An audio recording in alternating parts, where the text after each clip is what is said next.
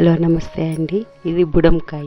బుడంకాయ అంటేనే ఇప్పుడు ఈ సీజన్లోనే ఇప్పుడే బుడంకాయలు వచ్చేది. బుడంకాయ ఇది ఊరగాయ. బుడంకాయ అంతా తరిగి పెట్టుకున్నాను. మెంతులు వేపుకుంటున్నాను.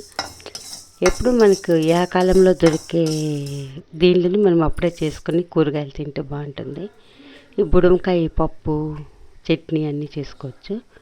ఊరగాయ కానీ పెట్టుకోవచ్చు. నేను మెంతులన్నీ వేపుకున్నాను. తర్వాత కానీ పెట్టేసుకుంటున్నా. ఆవాలు వేపుకునే పని లేదు. మెంతులు ఒట్టి మిరపకాయలు మిక్సీకి వేసుకుంటున్నా. ఈజీకి ఈజీ, రుచికి రుచి. బుడమకాయ పప్పు టేస్ట్, అట్లే ఊరగాయ టేస్ట్.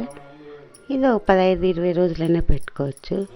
ఇది ఊరే పని ఏం లేదు. కావాలంటే పెట్టిన మరుసటి రోజు తినేయచ్చు. పసుపు వేసుకుంటున్నా. ఇది మెంతి ఆవాలు వేసుకుంటున్నా. ఇంగువ ఆవాలు తర్వాత పెడుతున్నా. ఎందుకు ఇది చెప్తున్నానంటే బుడంకాయ కానీ మనం ఇట్లా ఊరగాయ మాదిరి చేసుకోవచ్చు అని చెప్తున్నాను. చాలా బాగుంటుంది. ఈ బుడంకాయ లోపల విత్తనాలు అవి ఉంటాయి కదా, చాలా టేస్ట్ వస్తాయి. దీన్ని పొడి కానీ చేస్తారు. బుడంకాయ విత్తనాలతో పొడి కానీ నేను ఊరగాయ చేసుకున్నాను.